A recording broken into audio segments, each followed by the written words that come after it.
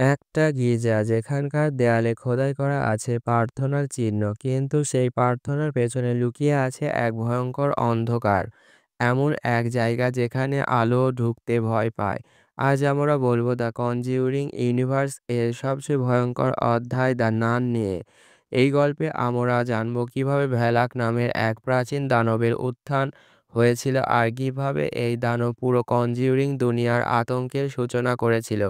তাহলে চলো শুরু করা যাক এক অভিশপ্ত কনভেন্টের গল্প। গল্প শুরু হয় 1952 সালে রোমানিয়ার গভীর বনে সেন্ট কার্টিয়া অ্যাবে নামে এক প্রাচীন গির্জায়। রাত তখন ঘন অন্ধকার, চারপাশে ভয়ঙ্কর নীরবতা। দুজন নান আতঙ্কে দৌড়ে যাচ্ছে বিশাল দরজার দিকে, হাতে এক পুরনো চাবি। তাদের একজন বলে, ঈশ্বর আমাদের রক্ষা করুন, সেই দানব আবার জেগে উঠেছে। তারা দরজা খুলে নিচে নামে। নিচে অন্ধকার গহ্বর, আর গহ্বরের ভেতর থেকে বেরিয়ে আসে ঠান্ডা ধোঁয়া, যেন নরকের নিঃশ্বাস। এক নানকে টেনে নিয়ে যায় এক অদৃশ্য শক্তি। অন্যজন বুঝে যায় শয়তানকে আটকানো আর সম্ভব নয়। তাই ঈশ্বরের নামে সে আত্মহত্যা করে যাতে তার শরীরে ভ্যালাক প্রবেশ করতে না পারে। সকালে গ্রামের এক লোক ফ্যান্সি গির্জার দরজার সামনে সেই মৃতদেহ খুঁজে পায়। এক নান গলায় ফাঁস দেওয়া অবস্থায় ঝুলছে, কিন্তু চারপাশে যেন মৃত্যুর নীরবতা। এই খবর পৌঁছে যায় ভ্যাটিকানের কানে। চার্চ বুঝে যায় এটা সাধারণ কোনো আত্মহত্যা নয়, এটা এক অশুভ শক্তির উপস্থিতির ইঙ্গিত। তাই তারা পাঠায় একজন অভিজ্ঞ প্রিস্ট, ফাদার বার্কারকে। তার সাথে একজন তরুণ নান, সিস্টার এরিন। সে এখনো পুরোপুরি সন্ন্যাসী হননি, কিন্তু তার বিশেষ ক্ষমতা আছে। সে গভীরের ভীষণ দেখতে পান। দুজনে রওনা দেয় রোমানিয়ার পাহাড় পথে, আর সাদের গাইড হয় ফ্রেন্সি। সে জানে এই জায়গা কতটা ভয়ঙ্কর। অ্যাবির সামনে পৌঁছে তারা বুঝে যায় কিছু একটা ভয়ঙ্কর ঘটেছে। চারপাশে কুয়াশা, পাখির ডাক নেই, বাতাসও যেন থমকে আছে। ফ্রেন্সি বলে, এই জায়গাটা ভালো না, এখানে কিছু একটা আছে।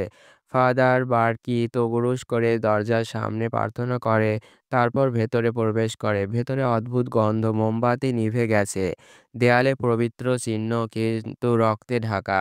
তারা দেখতে পায় কিছু নান এখনো বেঁচে আছে, যারা দিনরাত প্রার্থনা করে এক অন্ধকার শক্তিকে আটকানোর জন্য। তাদের একজন বলে, আমরা প্রার্থনা চালিয়ে যাচ্ছি যতক্ষণ না সেই দানব আবার ফিরে আসে। বার্কি জানতে চাই সে কে। উত্তরে নান শুধু একটা নাম উচ্চারণ করে, ভ্যালাক। অনেক শতাব্দী আগে এখানে ছিল এক ডার্ক প্রিন্স। সে কালো জাদু ব্যবহার করে নরকের দরজা খুলেছিল, কিন্তু যিশুর সৈনিকেরা এসে সেই দরজা বন্ধ করে দেয় আর তার ভেতরে ভ্যালাককে বন্দি করে দেয়। তখন থেকে এই গির্জা তৈরি হয় যেন সেই অশুভ শক্তিকে আটকে রাখা যায়। কিন্তু দ্বিতীয় বিশ্বযুদ্ধের সময় বোমা পড়ে গির্জার নিচে সিল ভেঙে যায় আর ভ্যালাক আবার মুক্ত হয়। ভ্যালাকের ভয়ঙ্কর দানব। সে নিজের রূপ বদলে মানুষের ভয়কে ব্যবহার করে। তার সবচেয়ে পরিচিত রূপ এক নান, যা পবিত্রতার প্রতীককে অপবিত্র করার প্রতিচ্ছবি। রাতে ফাদার বার্কি বাইরে যায়। হঠাৎ সে শুনতে পায় কান্নার শব্দ। সে দেখে এক ছোট ছেলে দাঁড়িয়ে আছে, যাকে সে বছরখানেক আগে এক্সোরসিজম করতে গিয়ে হারিয়েছিল। ছেলেটা বলে, আপনি আমাকে ছেড়ে গেছেন, এবং হঠাৎ বার্কিকে আক্রমণ করে। সে কবরের মধ্যে পড়ে যায়, মাটির নিচে চাপা পড়ে যায়। ঠিক তখনই আইরিন তাকে বাঁচায়, কিন্তু বার্কি দেখে ছেলেটার মুখ আসলে ভ্যালাক এর বিভ্রম ছিল। অন্যদিকে আইরিন প্রার্থনা করতে গিয়ে গির্জার ভেতরে হঠাৎ পেছন থেকে এক ছায়া তার দিকে এগিয়ে আসে। মুখে নানের পোশাক, কিন্তু চোখ দুটি অন্ধকারে জ্বলছে হলুদ আলোয়। আইরিন ধীরে ধীরে ঘুরে দাঁড়ায়, আবার সামনে দাঁড়িয়ে আছে ভ্যালাক নিজে। ভ্যালাক ঝাঁপিয়ে পড়ে, কিন্তু আইরিন কুর্স করে আঘাত করে। এক ঝলক আলোয় ভ্যালাক মিলে যায়, কিন্তু ভয় বাড়তেই থাকে।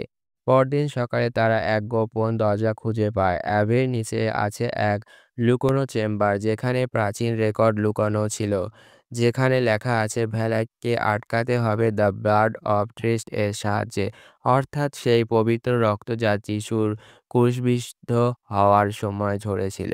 তারা সেটা খুঁজে পায় এক সোনার রেলিংয়ের মাধ্যমে। কিন্তু ঠিক তখনই ভ্যালাক আবার জেগে ওঠে। ফ্রান্সি আক্রান্ত হয়, তার শরীরে ভ্যালাক ঢোকার চেষ্টা করে। আইরিশ কুশ তুলে ধরে, বার্ক প্রার্থনা শুরু করে। সব আলো নিভে যায় আর এক দানবীয় কণ্ঠস্বর চারপাশে ঘুরতে থাকে। এই গির্জায় আমার। আইরিন এখন বুঝে গেছে পিছু হটার উপায় নেই। সে নিজের সন্ন্যাসের শপথ সম্পূর্ণ করে, ঈশ্বরের নামে ভ্যালাকের মুখোমুখি হয়। ভ্যালাক তাকে পানির নিচে টেনে নেয়। অন্ধকার পানির ভেতরে দুজনের লড়াই শুরু হয়। ঠিক তখন আইরিন যিশুর রক্ত নিজের মুখে ঢুকে দেয়। ভ্যালাক তখন তাকে কামড় দেয় এবং পবিত্র রক্ত তার শরীরে প্রবেশ করে। ভ্যালাক যন্ত্রণায় চিৎকার করে ওঠে আর তার শরীরে কালো ধোঁয়া বের হতে থাকে। আর শেষে বিস্ফোরণের মতো আলো ছড়িয়ে সে নরকে ফিরে যায়। সবকিছু শান্ত। অ্যাবে এখন আবার নিঃশব্দ। ফ্রান্সি আইরিনকে বাঁচিয়ে বাইরে নিয়ে আসে। তারা হাঁটছে, সূর্য উঠছে ধীরে ধীরে। সবকিছু ঠিক মনে হলেও হঠাৎ দেখা যায় ফ্রান্সিসের ঘাড়ে উল্টো ক্রসের দাগ। মানে ভ্যালাক পুরোপুরি মারা যায়নি। তার অংশ ফ্রান্সিস এর শরীরে ঢুকে পড়েছে। বহু বছর আগে লরেন ওরেনের ভিডিওতে দেখা যায় ফ্রান্সিস এর মুখে লোকটি বলে সেই ব্যক্তি ভ্যালাক ছুঁয়ে দিয়েছিল। আর সেখান থেকেই দ্য কনজিউরিং এর প্রথম লড়াই শুরু হয়। এটা বিশ্বাস বনাম অন্ধকারের লড়াই। এক ফোঁটা বিশ্বাসের অন্ধকার ভেদ করে ভ্যালাক আবার নরকে ফিরে গেছে, কিন্তু ছায়া এখনো মানুষের মনে রয়ে গেছে। তাই কনজিউরিং ইউনিভার্স এখনো শেষ হয়নি।